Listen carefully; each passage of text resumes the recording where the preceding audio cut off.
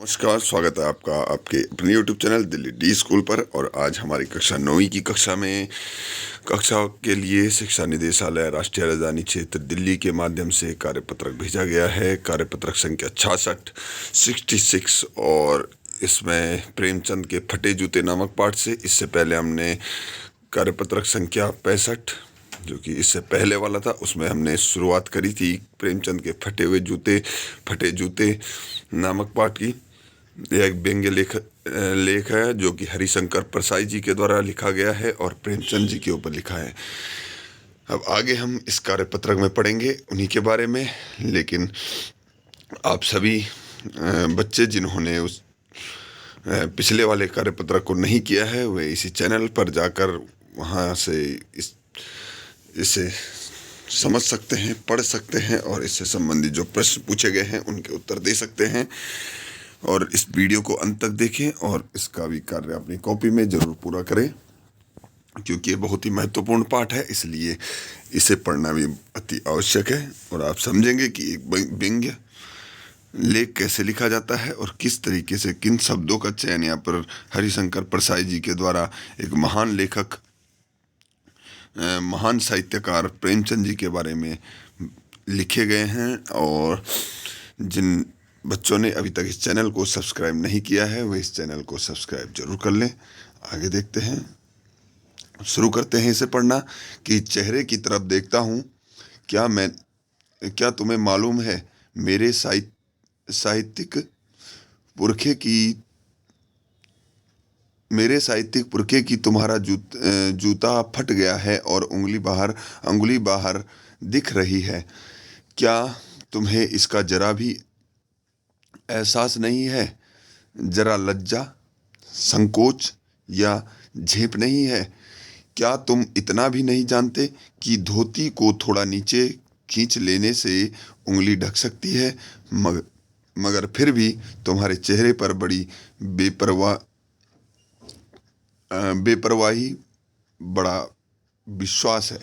यहाँ पर प्रेमचंद जी के लिए कहा जा रहा है, किसके द्वारा? हरिशंकर परसाई जी के द्वारा, कि जो तुम्हारे फटे हुए जूते के से जो तुम्हारी अंगुली दिख रही है पैर की, क्या तुम्हें एहसास है इसका कि क्यों तुम्हें लज्जा नहीं आ रही है? तुम झेप भी नहीं रहे हो इससे, तुम्हें इतना थोड़ा धोती ही नीचे कर लेते तो कम से कम वहाँ ढक जाता, लेकिन तुम्हारे चेहरे पर तो बिल्कुल ही बेपरवाही है। तुम बेपरवाह हो, तुम्हें मालूम ही नहीं है, समझो कि तुम्हारा जूता फटा हुआ है और अंगुली दिख रही है। फोटोग्राफर ने जब रेडी प्लीज कहा होगा तब परंपरा के अनुसार तुमने मुस्कान लाने की कोशिश की होगी।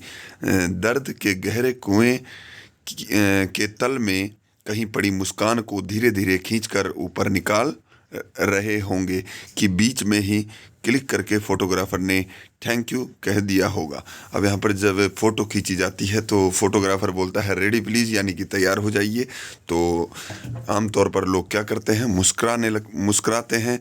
तो उसी तरह वे प्रेमचंद जी के बारे में कह रहे हैं कि फोटोग्राफर ने जब आपको मुस्कुराने के लिए कहा होगा तो आपने दर्द के गहरे कुएं से, यानी कि जो आपके दिल में दर्द है, उस दर्द से बड़ी मुश्किल से मुस्कान जो है खींची होगी, लेकिन इतने में फोटोग्राफर क्लिक करके थैंक यू कह दिया होगा, यानी कि उसने फ़ोटो खींच लिया। विचित्र है यह अधूरी मुस्कान, यानी कि जो फ़ोटो में प्रेमचंद जी की मुस्कान दिख रही है वह मुस्कान भी अधूरी दिख रही है। यह मुस्कान नहीं, इसमें उपहास है, व्यंग्य है। और जो आपकी जो मुस्कान इन होठों से दिख रही है, इस चेहरे पर मुस्कान दिख रही है, वह क्या कह रहे हैं, उपहास है और यह एक व्यंग्य की तरह है। लेखक यहाँ पर ये कह रहे हैं प्रेमचंद जी के बारे में। और यहाँ पर यह समाप्त होता है। अब इससे संबंधित प्रश्न है, हम उनको देखते हैं कि लेखक किसे अपना साहित्यिक पुरखा बता रहे हैं। जो लेखक है हरिशंकर परसाई जी और साहित्यिक पुरखा प्रेमचंद जी है। ठीक है, प्रेमचंद जी को साहित्यिक पुरखा मान रहे हैं, ठीक है, क्योंकि वे इनसे पहले के लेखक हैं। हरिशंकर परसाई जी से पहले से पुराने साहित्यकार हैं, इसलिए उन्हें साहित्यिक पुरखा कहा गया है। आगे देखते हैं प्रश्न नंबर 2 कि लेखक अपने साहित्यिक पुरखे को क्या कहता है। अपने साहित्यिक पुरखे को क्या कहता है कि भाई जो तुम्हारा जो जूता है ना, उससे वह फटा हुआ है और उससे अंगुली बाहर निकल रही है, लेकिन तुम्हें बिल्कुल भी लज्जा नहीं है, संकोच नहीं है, कम से कम धोती तो खींच लेते नीचे को ताकि वह ढक जाता। इस तरीके से कह रहे हैं। प्रेमचंद के चेहरे कौन सा भाव नहीं है। ठीक है, प्रेमचंद जी के चेहरे पर खुशी का भाव नहीं है। ठीक है, एक रूखी रूखी सी मुस्कान, जैसे कि बोला दर्द के गहरे कुएं से वे उस मुस्कान को खींच रहे हो, इस तरह से मुस्कान दिख रही है, जबरदस्ती मुस्कान वाली, लेकिन वह भी पूरी मुस्कान नहीं है, आधी अधूरी है, व्यंग्य वाली है, उपहास करने वाली मुस्कान है।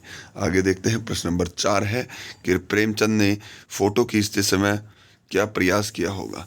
कि प्रेमचंद ने फोटो खिंचाते समय प्रयास क्या किया होगा कि अपने चेहरे पर मुस्कान लाने का प्रयास किया होगा, मुस्कुराने का प्रयास किया होगा, जो कि नहीं हो पाया। ठीक है, यहाँ पर यह कहा जा रहा है।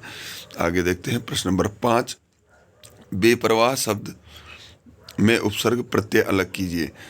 बेपरवाह में प्रत्यय उपसर्ग अलग करना है आपको, तो इसमें जो है उपसर्ग आएगा जो कि बे प्लस परवाह।